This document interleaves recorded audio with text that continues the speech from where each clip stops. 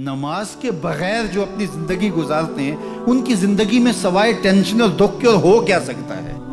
خشوع کے ساتھ نماز کرنا سیکھو. نماز پڑھنے کے بعد آپ ہلکے پھلکے پاؤ گے اپنے آپ کو. رقت کے ساتھ اللہ کے حضور گڑ گڑاتے ہوئے سجدے کرو, اس کا اپنا سرور پاؤ گے. اللہ اکبر. لیکن ایک بندہ کہے کہ جناب میں نماز پڑھتا ہوں لیکن ایسی کیفیت تو پیدا نہیں ہوتی, تو شیطان اس کو کہتا ہے کیا فائدہ ایسی نماز پڑھنے کا. لوگ بھی کہتے ہیں فلاں بندے سے یہ جرم بھی سرزد ہوتا ہے, نماز بھی پڑھتا ہے, اس کی نماز کو مورد الزام بناتے ہیں. تو بندہ بھی کہتا ہے چھوڑے, نماز نے مجھے کیا فائدہ دیا. لیکن کہا نہیں نماز نہیں چھوڑنی. پہلے فرمایا نماز میں خشوع کرتے ہیں, یہاں فرمایا نماز کی محافظت کرتے ہیں. اگر کسی وجہ سے خشوع پیدا نہیں ہوتا چھوڑتے پھر بھی نہیں ہے.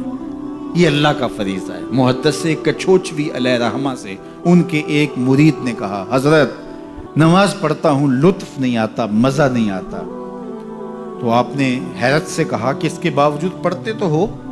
کہا جی وہ تو اللہ کا حکم ہے, وہ تو پڑھتا ہوں. تو محدث کچھوچوی علیہ رحمہ جھومنے لگے, کہا واہ واہ تم لطف کے بندے نہیں اللہ کے بندے ہو. تمہیں سرور نہیں آتا پھر بھی پڑھتے ہو, اس کا مطلب ہے تم سرور کے لیے, مزے کے لیے, لطف کے لیے نہیں پڑھتے, تم تو اللہ کے لیے پڑھتے ہو. اللہ اکبر. تو بندہ سرور نہیں بھی آ رہا پھر بھی اپنے آپ کو کھینچ کے لا رہا ہے مسجد کے اندر. خیال تنگ کر رہے ہیں پھر بھی مصلی پہ اپنے آپ کو کھڑا کر رہا ہے. سوچیں اس کو آوارہ پتے کی طرح کبھی ادھر پھینکتی ہے کبھی ادھر پھینکتی ہیں, لیکن پھر بھی وہ کھڑا ہوا ہے کہ میں نماز پوری کر کے جانی ہے.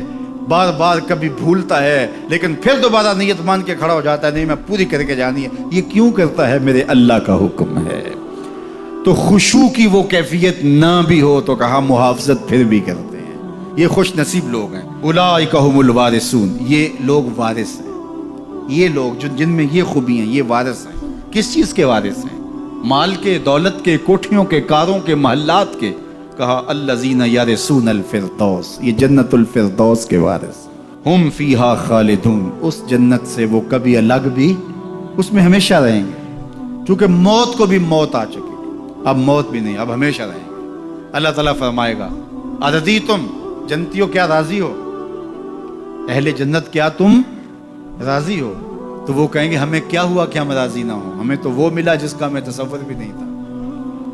ہمیں جنت مل گئی, محلات و قصور مل گئے.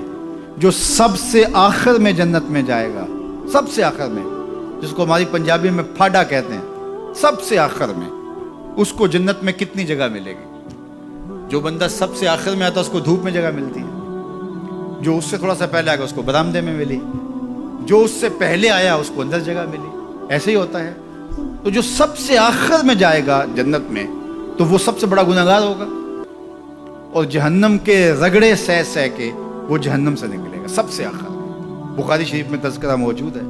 اللہ کے حضور حاضر ہوگا اور اللہ اس بندے کو کہے گا بتا کیا چاہیے. وہ کہے گا مالک مجھے یہ چاہیے. اللہ فرمائے گا لک ما تمنیت, جو تو نے آرزو کی جا سب کچھ میں نے تیری جھولی میں ڈال دیا. اب جنت میں چلا جائے گا. اب اس کو تو یہ ہوگا سایہ دیوار میں جگہ مل جائے تو غنیمت ہے. جنت کے کسی درخت کے نیچے جھونپڑا لگا لوں تو کافی ہے. چلو کوئی 2 مرلے کا 3 مرلے کا کٹھیا بھی مل جائے تو کافی ہے. اس کے لیے تو اتنا ہی کافی کہ جہنم سے نکل گیا.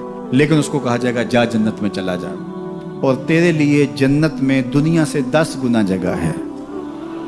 دنیا سے, بخاری کی روایت, 10 گنا جگہ. یہ 7 بر اعظم پہ پھیلا ہوا جہاں, اور اس کو 10 سے ضرب دے, اتنی جگہ اس کی ہے جو سب سے آخر میں جائے گا.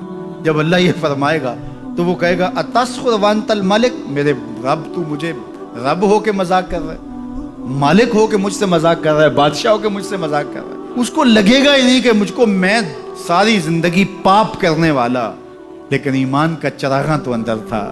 اللہ اکبر. آج نکلے گا تو جنت میں سب سے آخر جانے والے شخص کو کتنی جگہ ملے گی؟ دنیا سے 10 گنا جگہ دنیا سے سب سے آخری شخص کو, پھاٹے شخص کو ملے گی. پھر بلال حبشی کی جاگیروں کا عالم کیا ہوگا؟ ابو بکر و عمر کی جاگیروں کا عالم کیا ہوگا؟ بابا فرید گنج شکر, داتا گنج بخش علی اجویری, شیخ احمد مجدد الف ثانی کی جاگیروں کا عالم کیا ہوگا؟